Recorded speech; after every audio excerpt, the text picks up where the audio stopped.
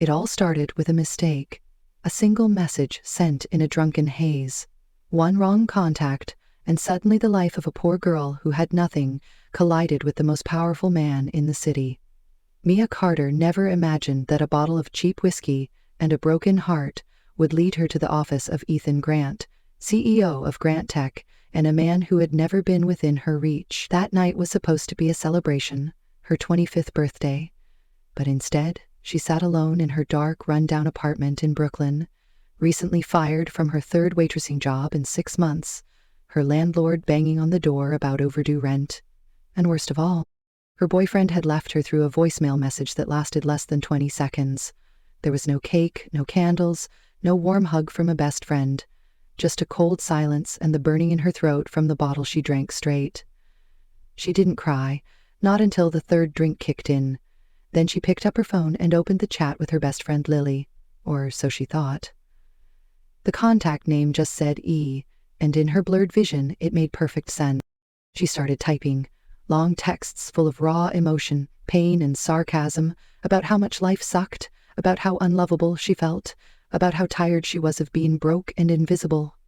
Then, in a moment of impulsive defiance, she snapped a few photos in her oversized shirt and messy bed hair.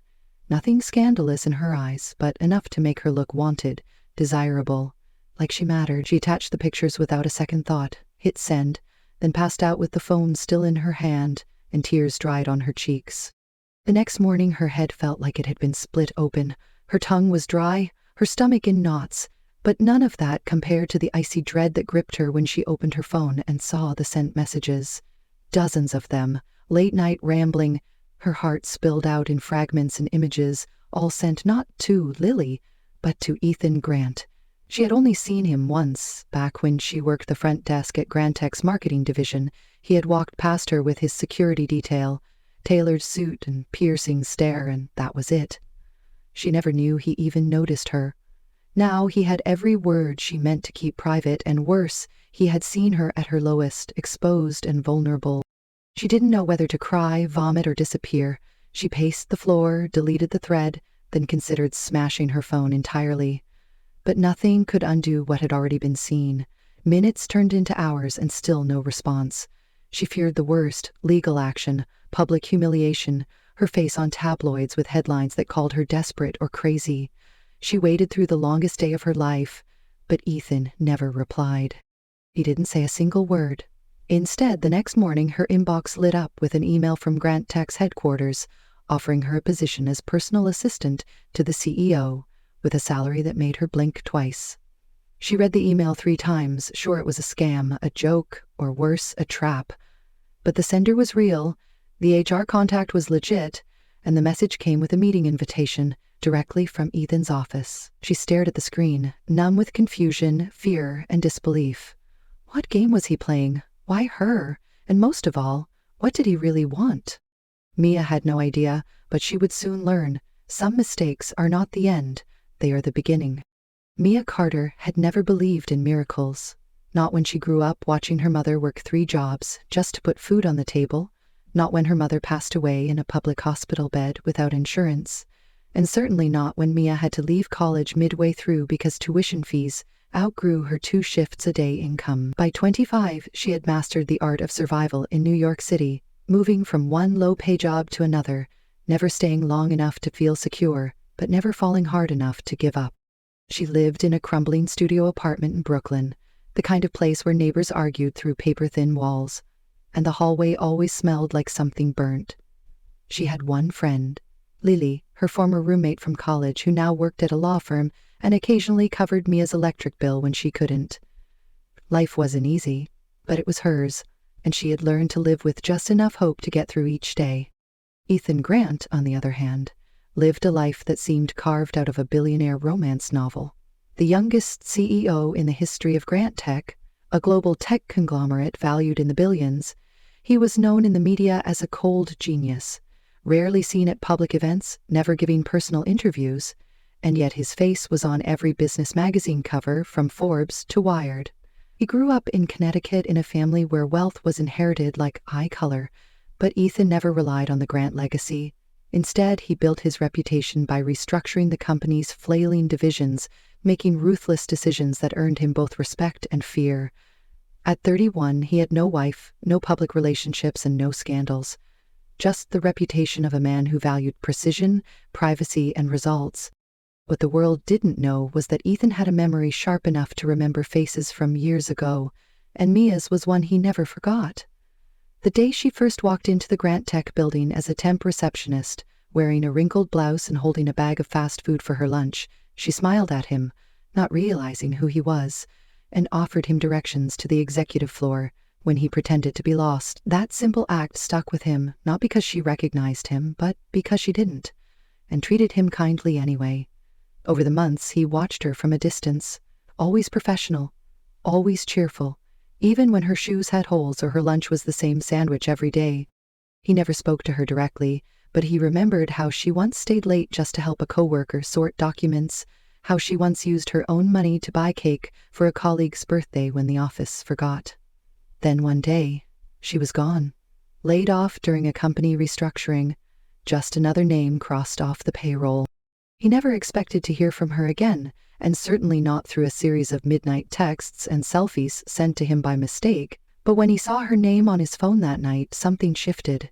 He didn't respond, not because he was angry or offended, but because he needed to understand what kind of woman sent vulnerable messages like that without even knowing who she was sending them to. The next day, he asked his assistant to track her down, and within hours he had a file on her life, her address, her job history, even a note about how she had once tried to start a food blog, but gave up after 3 posts.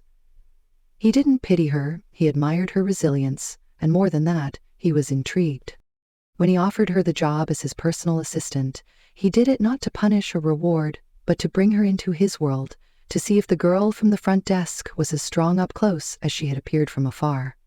Mia, unaware of any of this, walked into the Grant Tech Tower 2 days later, wearing the only blazer she owned and shoes she had glued together the night before. She expected judgment, awkwardness, maybe even a trap, but instead she found a corner office, a sleek desk, and a direct view of Manhattan skyline.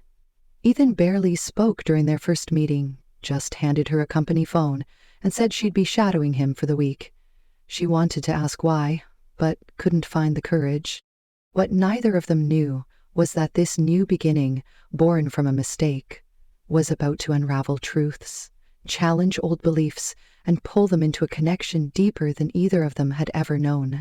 At first, Mia kept her distance. She did everything by the book, arrived early, stayed late, took notes, followed orders, and spoke only when necessary. The thought that her boss might have seen the late-night messages never left her mind, and even though Ethan hadn't mentioned anything, not even once, she could feel the silence between them, like an invisible string always pulling tight. Each time he looked at her across the table during meetings, each time he walked past her desk and left a subtle glance lingering half a second too long, she wondered if he remembered what she had said or what she had sent. She wished she could forget that night, pretend it never happened. But pretending was never easy when your own shame sat beside you like a shadow. Ethan, meanwhile, observed in silence.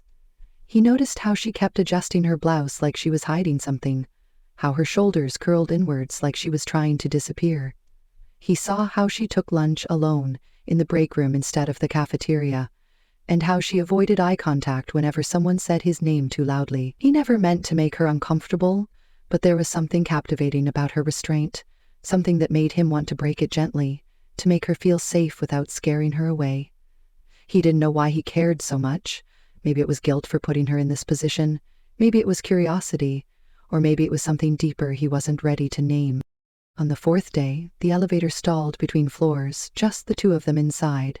Mia froze, hands gripping her tote bag tightly, the silence pressing down like cement. Ethan leaned against the wall, calm, hands in his pockets. When she finally spoke, her voice was quiet and rushed. "If this is about the messages, I just want to say I'm sorry. It was an accident. I didn't mean to make you uncomfortable. I didn't even realize who I was texting. I thought it was someone else." He looked at her for a moment, then replied in a tone so even it caught her off guard. "I know." That's it. Just 2 words. I know. Not I forgive you, not it's okay. Just I know. and for some reason, it made her want to cry. That same evening, he asked her to join him at a company charity gala as his assistant. She hesitated, not knowing if it was part of the job or something more. She had never owned a formal dress, but when she arrived at her apartment later that night, there was a box waiting at her door with a handwritten note that said, "Wear this." No signature, no explanation. Inside was a black evening gown, sleek and simple, elegant without being too revealing, the kind of dress that made her feel like someone she had never been allowed to be. At the event, all eyes were on Ethan, and by extension on her. She stood beside him, smile nervous but poised, trying not to look like someone who had borrowed everything she was wearing. He introduced her to clients, made space for her in every conversation, and once, when she nearly tripped on the hem of her dress, he caught her elbow with such natural ease that for a moment she forgot who he was. After the event, he drove her home, not in silence but with music playing softly and windows cracked open to let in the late spring air. When they stopped in front of her building, he didn't say goodnight. Instead, he asked, "Why did you think I'd be the kind of man who'd use those messages against you?" Mia looked at him, heart pounding, and said the only thing that felt true. "Because I've never met a man who wouldn't." He didn't answer right away, but when he did, his voice was lower than usual, filled with something she couldn't read. "Then, maybe it's time you meet one." From that moment, the walls began to shift. Ethan started assigning her to more personal tasks, asking for her opinion on design choices, letting her sit in on high-level meetings where most assistants were not allowed. He took her to lunch meetings and left her to speak on his behalf more than once. The staff started whispering. Some called her his favorite, others said she was just a phase, someone he'd forget once he got bored. Mia heard it all but kept her head down. She didn't want to be seen as someone who slept her way to the top, especially when she hadn't. The irony of it all was that the one thing she had done, those messages, had never been meant for him. One afternoon, while reviewing a client pitch, Mia made a suggestion that saved the team from a branding disaster. Ethan paused, looked at her like he was seeing her for the first time, then told the board to follow her lead. After the meeting, he handed her a small notebook and said, "Write down everything you'd do if this were your company. I want to see how your mind works." She smiled, the first real smile he had seen from her in weeks, and for a second, he forgot about deadlines and schedules and just watched her. They started talking more, not about work, but about books, movies, things she liked to cook when she had time and a full fridge. He learned that she loved thunderstorms because they made her feel less alone, that she used to dream of becoming a writer, that she had never left the country but had a list of places she wanted to visit someday. She learned that he played piano but hadn't touched a key in years, that he lost his mother to cancer when he was 19, and that he hated being called a genius because it made him feel like he couldn't make mistakes. Slowly, the air between them grew warmer, filled with unspoken things. Then came the night she stayed late to help him prep for a presentation. The office was empty, rain tapping gently on the windows, and she handed him a cup of coffee without sugar, just the way he liked it. He looked at her, eyes softer than she'd ever seen them, and said, "Why are you really here, Mia?" She blinked, unsure what he meant. "Here, at this job," he continued. "You could have quit after what happened." She hesitated, then said, "Maybe I stayed because I wanted to prove I wasn't a mistake." He didn't say anything, just reached across the table and gently tucked a loose strand of hair behind her ear. That night, when she got home, her heart was louder than the storm outside. She told herself it meant nothing, that he was just being kind, that she couldn't fall for a man like him. But the truth had already started to bloom, quietly, steadily, like something inevitable, and somewhere deep inside, Ethan knew it too. Mia had always known that secrets had a way of rising to the surface, no matter how deep you tried to bury them, and working beside Ethan every day made it harder to ignore the truth she kept pushing down. She was falling for him, not the version of him that people saw on magazine covers or during shareholder calls, but the version who stayed late to fix a junior analyst's mistake just so no one would get fired. The man who made quiet jokes under his breath when the boardroom got too tense, who remembered how she took her coffee and noticed when she wore new earrings even if he didn't say a word. She didn't mean for it to happen, and she certainly didn't plan on letting him know, but emotions rarely follow plans, and some things grow even when you try to starve them. Ethan, on the other hand, had always been a man who calculated risk, who made decisions with cold logic and never acted on impulse. But Mia confused him.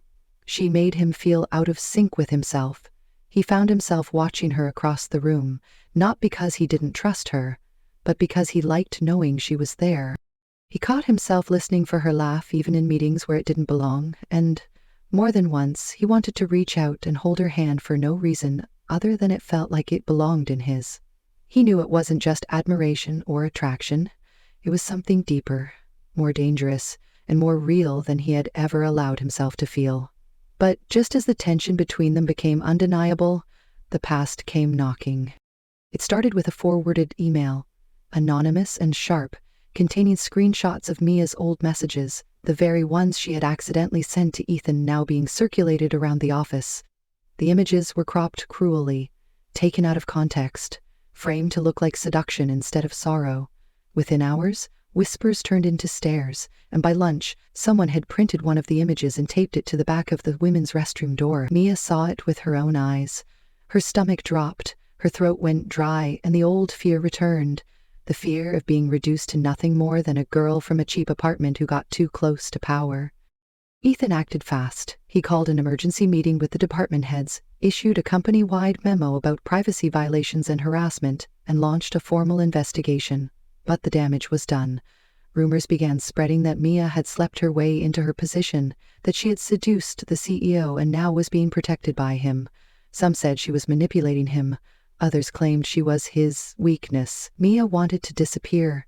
She avoided the break room, declined meeting invitations, and began having lunch alone on the rooftop where no one would find her.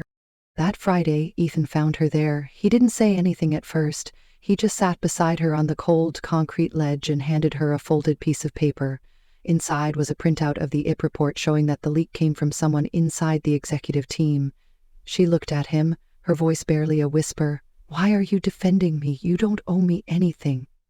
He didn't look away, didn't blink, just answered with the same calm intensity that always shook her. "I'm defending you because you didn't deserve this and because I care."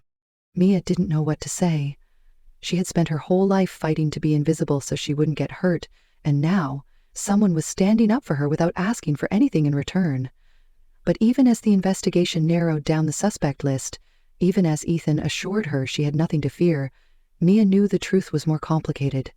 The real reason the messages were leaked was because someone wanted to destroy her, not just as a person, but as someone close to Ethan. And that meant this wasn't about a mistake anymore. It was about revenge. The next week, Ethan's ex-girlfriend, Emily Sanders, reappeared. She had been a senior executive at Grant Tech before stepping down after their breakup a year ago. She had always believed she would eventually marry Ethan, and when she didn't, she walked away with grace. Or so everyone thought. In truth, she had been waiting, watching, and when Mia showed up suddenly close to Ethan, Emily saw her chance. She scheduled a meeting with the board, positioning herself as someone concerned about the company's reputation.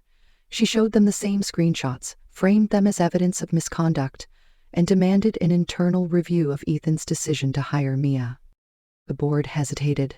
Ethan was powerful, but Emily had influence. The company's image was at stake.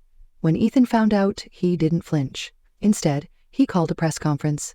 He stood in front of reporters and said clearly that Mia Carter had been unfairly targeted, that her private messages had been stolen and manipulated, and that anyone who believed she had gotten her job through anything but merit was welcome to review her performance records, which, he added, exceeded every standard. Mia watched the broadcast from her apartment, unable to believe what she was seeing. No one had ever defended her like that before. No one had ever spoken her name in a room full of power without trying to strip her down. That night, she went back to the office. It was nearly midnight. The building was quiet. She found him alone in his office, staring out the window like the city lights held all the answers. When he turned and saw her, he didn't speak. She walked up to him slowly, heart pounding so loudly she thought he might hear it. "Why are you doing this?" she asked, voice trembling. "You don't owe me anything. I'm just a mistake you could have ignored." He took a step closer, closed the distance between them until there was nothing left but the truth. "You're not a mistake, Mia. You never were. You're the one thing in my life that doesn't feel calculated, and I can't ignore you because I don't want to." She looked at him, eyes wide and unsure, and said, "I don't want to be someone you protect because you feel responsible. Then don't be. Be someone I choose." And in that moment, everything shifted. Not with a kiss, not with a grand gesture, but with silence that said everything words couldn't. From that night on, things changed. The investigation revealed that Emily had orchestrated the leak through a friend still inside the company.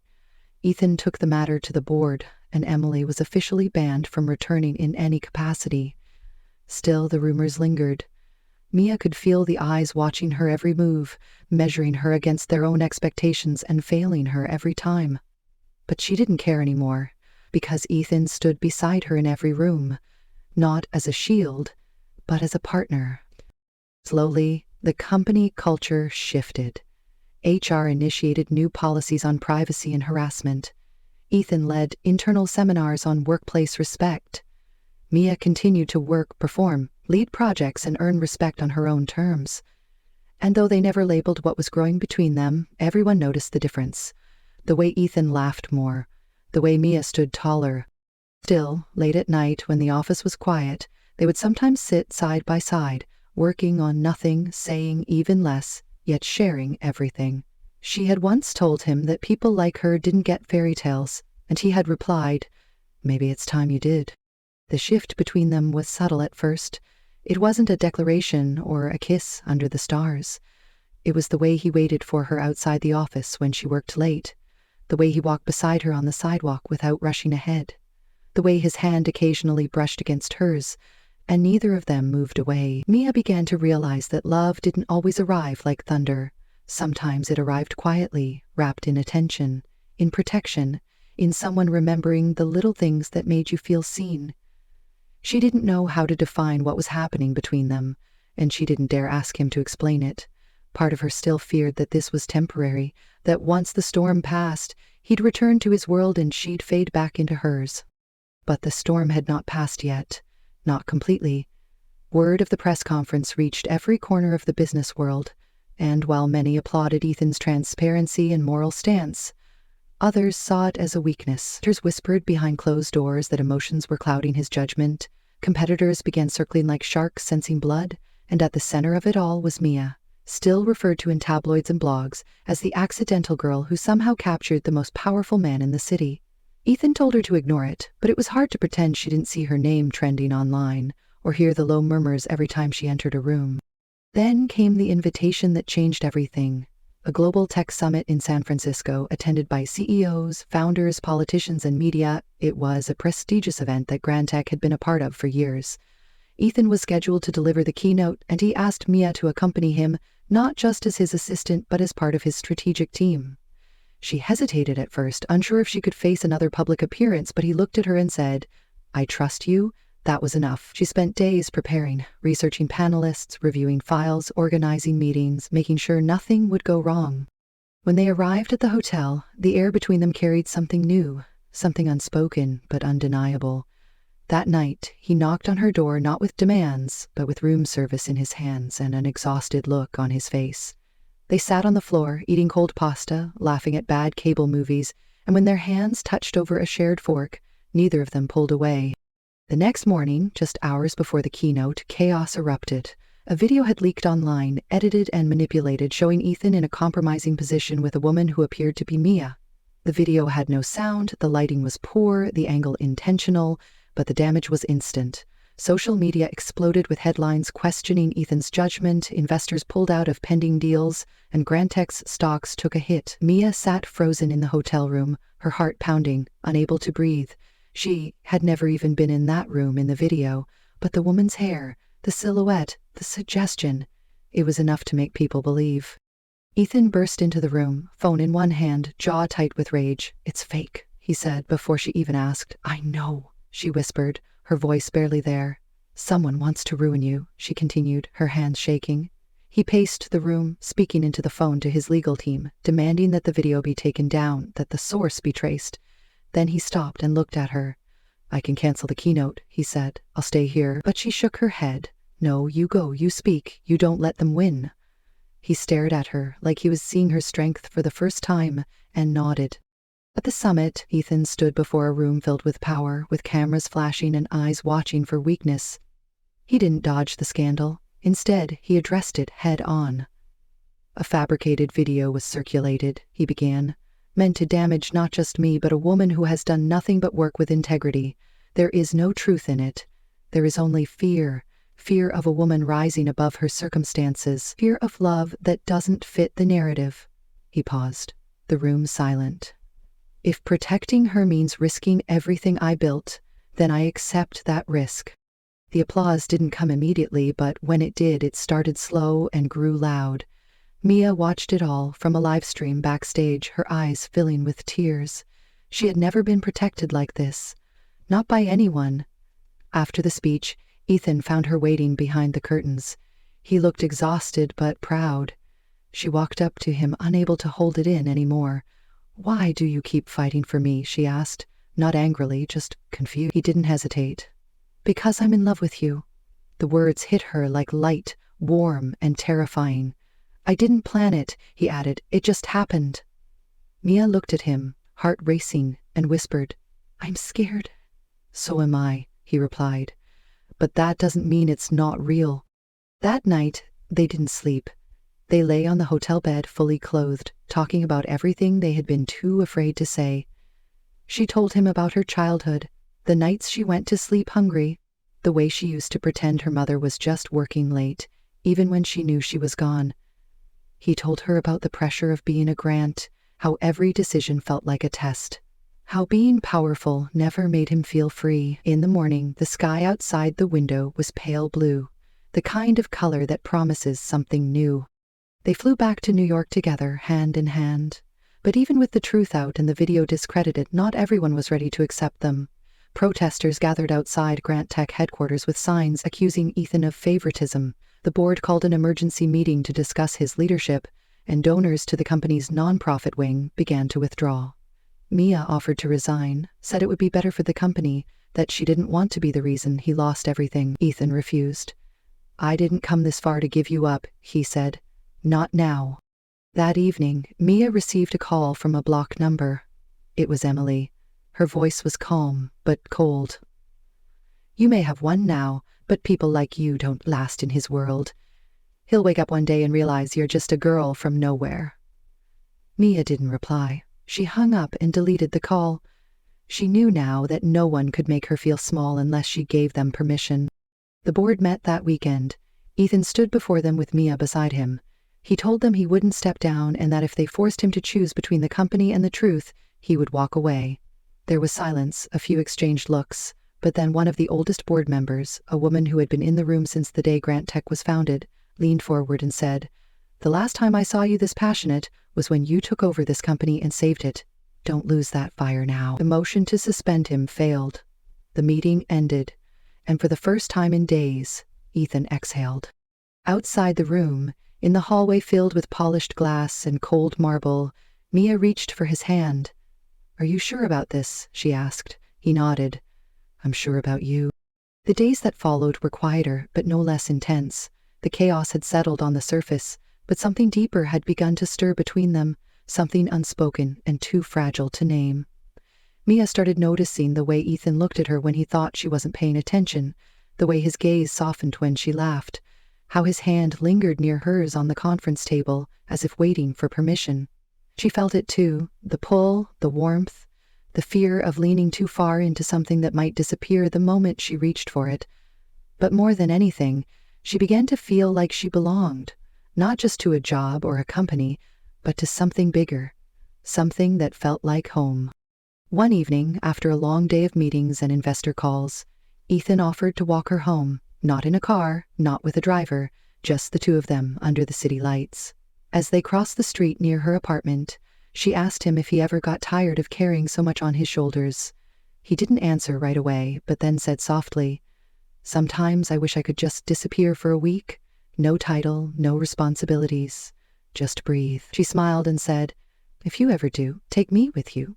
He stopped walking and looked at her, really looked, then said, "I wouldn't go without you." It was the first time he said something that felt like a promise, and she carried it with her all the way upstairs. That night, She dreamed of a different life, one where they were just a couple with no headlines, no rumors, no expectations. But dreams don't last long when reality is waiting just outside the door. The next morning, Mia received a letter delivered to her apartment by hand.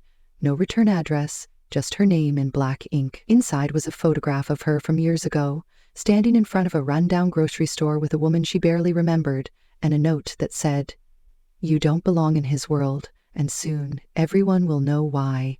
Her hands trembled as she held the photo, a cold weight settling in her chest. She took it to Ethan, who examined it carefully, then handed it to a security team for analysis. But Mia already knew what it meant. Someone was digging into her past, into parts of her life she had buried, places she had tried to forget. That grocery store was across the street from the foster home where she spent part of her childhood, a place she never spoke about, not even to Ethan. Later that week, during a board dinner hosted at a private estate, one of the company's major partners casually asked Mia where she had gone to school. She answered honestly, "Just a local community college I never finished." The man laughed politely, then said, "Well, it's nice to see Ethan giving opportunities to the less fortunate. How noble." The words weren't cruel, but they stung. A reminder that no matter how far she had come, there were still people who would only see where she started. That night, after the dinner, she and Ethan sat alone on the balcony of the estate, the wind cool against their skin. She told him she didn't want to be a charity case, that she didn't want people to think he was keeping her like some kind of project. He listened without interrupting, then said, "I don't care what they think. I care what you feel." She looked at him, eyes filled with something like sorrow, and whispered, "I feel like I'm falling for you." He didn't speak. He didn't have to. He just reached for her hand and held it, and in the quiet of that moment, she knew he felt the same. But feelings aren't always enough. 2 days later, a file was leaked to the press, detailing a list of former employees from a closed-down nonprofit Ethan's family once funded. Mia's name was on the list. The report twisted the facts, implying that she had used the program to get close to Ethan years earlier, that she had lied on her resume, that she had orchestrated their relationship with the help of inside contact. The story was picked up by major outlets, her photo plastered next to headlines calling her a fraud, a gold digger, a manipulator. Mia locked herself in her apartment, turned off her phone, and cried for the first time in weeks. She didn't care about the lies. She cared that her past was being weaponized, that her story was being rewritten by people who had never met her. Ethan tried to reach her, knocking on her door, leaving messages, waiting outside in the cold, but she didn't answer. She needed time, space, something to remind herself that she was still whole. When she finally opened the door, 3 days had passed. He was sitting on the floor, back against the wall, looking exhausted but relieved. Without a word, she sat beside him, leaned her head on his shoulder, and said, "I'm tired." He wrapped his arm around her and whispered, "Then let me carry you for a while." The next morning, she packed a small bag and left the city with Ethan. No cameras, no headlines, just them. They drove north, past the suburbs, past the highways, until they reached a small lakeside cabin he had purchased years ago but never used. It was quiet, peaceful, untouched by judgment. They spent their days cooking together, reading by the fire, walking barefoot on the grass, pretending that the world didn't exist beyond the trees. For the first time in months, they laughed freely, slept soundly, loved without fear. But even paradise has limits. On the 5th night, Mia sat him down and said, "When we go back, I want to resign." Ethan looked at her, stunned. She explained that, as long as she worked for him, people would always question her worth, that she wanted to build something on her own, something no one could take credit for or call undeserved. He didn't argue, he didn't beg her to stay, he just nodded and said, "If that's what you need, then I'll help you do it." They returned to the city a week later. Mia submitted her resignation, effective immediately. Ethan held a press conference, thanking her for her service, praising her work, and wishing her well in her next chapter. He didn't mention their relationship. He didn't need to. Anyone who had seen them together already knew. In the weeks that followed, Mia disappeared from the spotlight. She took freelance writing jobs, enrolled in night classes, worked part-time at a bookstore. She lived quietly, simply, intentionally. Ethan respected her space, visited when she allowed, sent her flowers without notes, left books at her door with highlighted pages that made him think of her. Then one evening, as she closed the bookstore for the night, She found him waiting outside, hands in his coat pockets, eyes tired but hopeful. He smiled and said, "I just wanted to see you." She stepped closer and whispered, "I missed you." He pulled her into his arms and held her like he'd never let go. "I've been thinking," he said softly. "About what?" she asked. "About how I don't want a life where I have to love you in the shadows." Her heart skipped. Ethan continued, "I don't care what they say. I don't care what it costs. I want to be with you, all of you, every day." She looked at him, her eyes filled with tears, and said, "I want that too."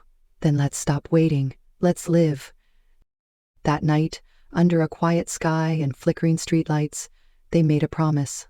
Not with rings or ceremony, not with papers or speeches, but with presence, with honesty, with two hearts that had survived too much to ever take each other for granted.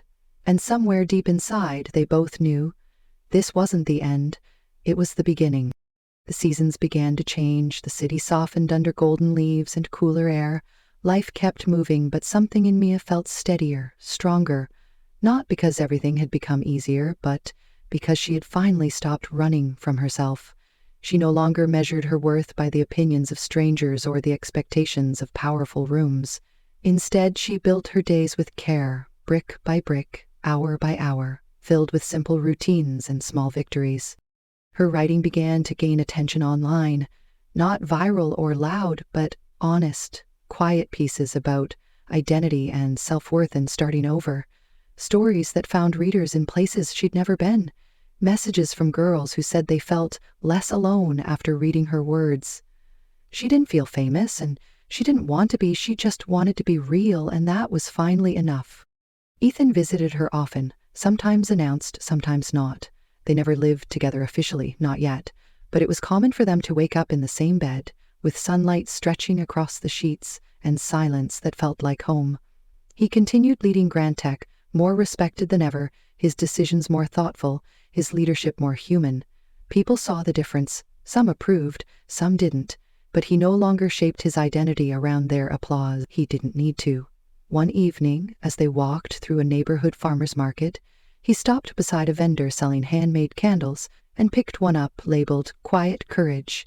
He looked at Mia, handed it to her, and said, "That's what you are." She didn't speak, just smiled and took his hand. Months passed, slow and peaceful, until one afternoon he brought her to the very building where they had first met. The lobby had changed, brighter and newer, but the elevator still hummed the same way as it rose. He brought her to the rooftop, now converted into a private garden space, quiet and green, overlooking the city skyline. There, under soft lights and the open sky, he reached into his coat and pulled out a small velvet box. Her breath caught. He opened it and said, "I don't need a stage or a crowd, or even a reason beyond the fact that I love you. I loved you before I had the courage to admit it, and I will love you long after the world forgets our names. Will you marry me?" She didn't cry. She didn't gasp. She just stepped forward and whispered yes, like a secret she had been holding onto for a long time. He slipped the ring onto her finger, simple and elegant, and kissed her as the city buzzed quietly below. They didn't announce it right away. They didn't need to. Some things are more sacred when kept between two hearts that understand the value of quiet joy. Their wedding, held months later in a small garden just outside the city, was attended only by a few close friends and family. No press, no spectacle, just laughter and warm light, and people who knew the real story behind the headlines. Mia walked down the aisle not in diamonds or designer lace, but in a dress she had chosen herself, with pockets and soft fabric and space to breathe. Ethan waited for her at the end of the path, with the same expression he had worn the first time she made him smile. They exchanged vows, handwritten on paper that fluttered in the wind, and as they stood there, surrounded by people who loved them and by a future they had chosen to create together, it no longer mattered how their story had started. What mattered was how they had rewritten it. Because sometimes, the biggest mistake of your life is actually the beginning of the best thing that ever happened to you.